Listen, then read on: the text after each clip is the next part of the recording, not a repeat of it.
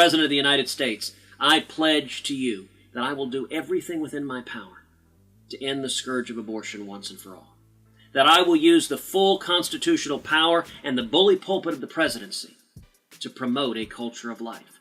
That I will sign any legislation put on my desk to defend the least of these, including legislation that defends the rights of all persons, without exception other than the life of the mother, from conception to natural death. Rafael Cruz is a pest, isn't he? I promise, since I'm only a comedian, I'm not going to try to tell you politicians how to do politics or whatever. That's not my job. That'd be like you guys telling me what to do with my body. I mean, can you even imagine? Crazy. No. Cecily Strong may have given one of the most ruthless roasts we can remember of Cruz and the like. He could have been born in Kenya and gone over to the United States, and everybody wants to be a U.S. citizen. Who could forget this? Now you got problems with Congress, with Putin, with Israel. You said it yourself. We can't solve these problems by holding hands and singing Kumbaya. Kumbaya, of course, is the village in Africa where the president was born. Am I saying that right? Kumbaya? Is it? Thank you. Well, she didn't. Let's give it up for the Secret Service. Yeah. I don't want to be too hard on those guys, because they're the only law enforcement agency in the country that will get in trouble if a black man gets shot. Are you saying boo or are you saying true? Hopefully the latter. From Vox, out of 1,944 police killings of black people over a 6-year period, charges were brought in only 3% of cases. In addition, fewer than 1% of those killings conducted at the hands of the police would reach a conviction. Fox News is here. Now, Fox News has been losing a lot of viewers lately, and may they rest in peace. Looking back, it's almost an ominous prediction considering 2020 and thereafter. In these highly vaccinated and highly boosted countries, rates of infection are incredibly high, and rates of serious disease and death are also rising. The mRNA COVID vaccines need to be withdrawn from the market now. No one should get them. No one should get boosted. No one should get double boosted. They are a dangerous and ineffective product at this point against Omicron. We are at a dangerous moment, and these products need to be withdrawn. When you say they're ineffective, and that's demonstrable to anybody who lives in this country. Everyone has had it, has had COVID, and most of them are fine. Look at this chart. Healthcare policy analyst Charles Gable looked at every county in the country and found a direct correlation between levels of support for Trump in 2020 and coronavirus deaths. Lies like that are broadcast to millions of people every night. As journalist Eric Levitz points out, Fox News is literally killing its viewers, just committing negligent homicide at the national scale and on a nightly basis. Arkansas Senator Tom Cotton is facing criticism for describing slavery as a, quote, necessary evil. Deplorable stuff from a sitting senator. The comedian, meanwhile... Senator Tom Cotton got 47 other senators to sign an open letter he wrote to Iran. And I guess the most surprising thing is that a guy named Tom Cotton is a U.S. senator and not a rabbit from an old racist Disney cartoon. oh, please, Brer Bear, don't throw old Tom Cotton in the briar patch.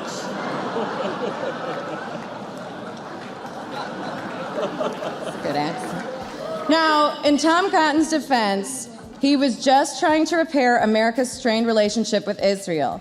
But you know what? He doesn't need to worry about that. Our relationship will be better in the next administration, just as soon as Israel makes a generous donation to the Clinton Foundation.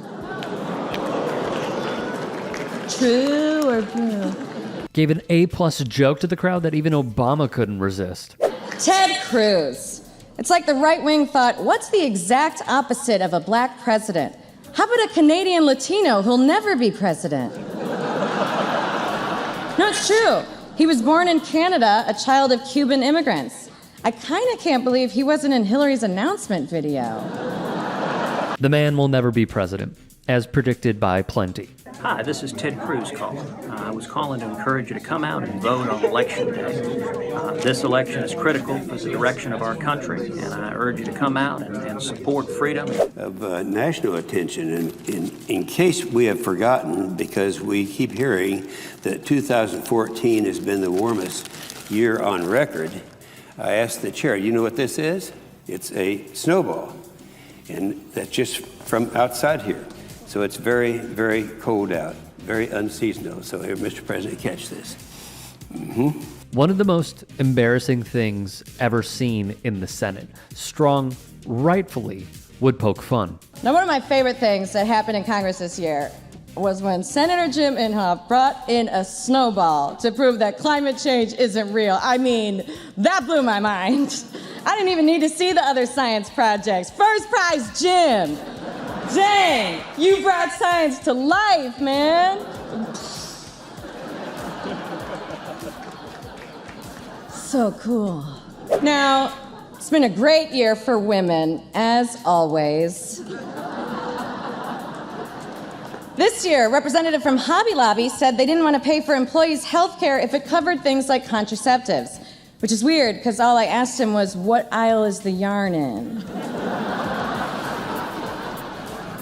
Actually, though, I do love Hobby Lobby. I went there this morning and I just bought the cutest little wicker basket to hold all my morning after pills. If unaware. The case was a political firestorm, pitting women's rights against religious freedom. Inside the court, the justices also were deeply divided and sharply at odds in their approach to the case. The majority decision by Justice Samuel Alito emphasized religious rights and marked the first time the court has allowed a for-profit corporation this type of religious exemption. It was a victory for family-owned companies like the Hobby Lobby chain of arts and crafts stores, whose owners David and Barbara Green challenged the law. The court said the healthcare law clearly imposes a substantial burden on the Greens' religious beliefs because it requires them to offer coverage for specific forms of birth control, like the morning after pill and the IUD, which the Greens believe facilitate abortion. This is what she was referring to. It is great to be here at the Washington Hilton. It's something a prostitute might say to a congressman. Almost two on the nose here. In the past few days, I've begun to atone for my private failings with my wife, Soda, my children, and my entire family. The remorse I feel will always be with me. Como ustedes, yo también quiero soluciones para nuestros grandes problemas. Y es por eso que es vital elegir a líderes como Cory Gardner. Jeb Bush is probably in the race, the presidential race, not the Hispanic race. That was just an accident. By the way, Jeb is actually an acronym for John Ellis Bush. I guess he thought that sounded too elitist, so he way overcompensated. It's kind of like if Benedict Cumberbatch decided to go by Skeeter.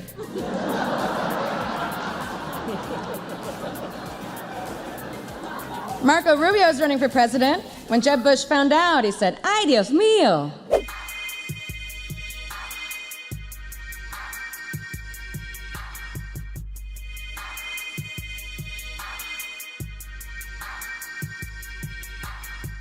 After 6 years in office, your approval rating is at 48%. Not only that, your gray hair is at 85%. Your hair is so white now, it can talk back to the police. Now the news that he was raised a Muslim, Barack Obama, raised as a Muslim. This is huge. President Obama's backing of the mosque appears to have skewed the perception many Americans have of the religion he practices. Now, the Time poll found that nearly 1 in 4 identified him as a Muslim. Remember, he said we're not a Christian nation. He said America is arrogant. He went on the apology tour. His first major speech was on Al Arabiya TV.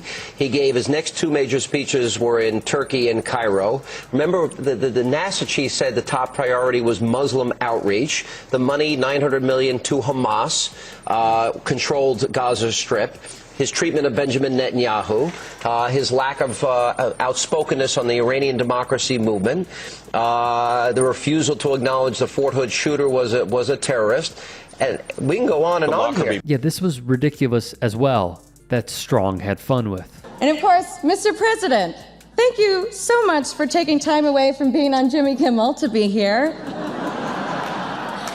It's amazing to be seated with the president having this fancy dinner, and I know this must have cost a ton of food stamps, so thank you. I can say that, because a lot of you probably don't know this, but President Obama and I actually grew up together in Chicago. I remember when we used to go down to the Cabrini Green basketball courts. I'd lace up a pair of Jordans, he'd slip on a pair of my mom's jeans, and we would just miss three-pointers until sundown, when of course we'd have to stop and pray to Mecca. But those were simpler times. Rand Paul has announced that he's taking over the family's not being president business. And yes, that's Rand, as in he didn't get elected, but at least he ranned. Now, Paul's a libertarian, which, if you're unfamiliar, a libertarian is just a Republican that you have to block on Twitter. Rand Paul's campaign slogan is, "Defeat the Washington machine, unleash the American dream." The American dream, of course, is the model name of Rand Paul's wig. A few quick points, but first, if you can, please do become a channel member at youtube.com/TYT Sports. Just go to our homepage and click the join button. And or if you want to support the network as a whole, go to tyt.com/join. Additionally, if you can, please support me on my socials on Twitter, Instagram, and TikTok. There's one thing that I brought up a few times, and we've talked about it when it pertains to Missouri politics and also members of the Senate. There is such an astounding footnote here with the Hobby Lobby diatribe joke that she went on, but also the serious nature of it, which is the lawyer in that case. We've covered this previously, but the lawyer in that case was Missouri Senator Josh Hawley. Now, Hawley, who is a water carrier for special interests, including Peter Thiel and many others, represented Hobby Lobby, and then through his career was Attorney General, and now he's in the Senate. That is quite a rise, a meteoric rise in politics, showing that he will be in the good graces of the top 1% in order for him to get their crumbs, which he does. If I were to give Cecily Strong's roast, I would give it a 9 out of 10.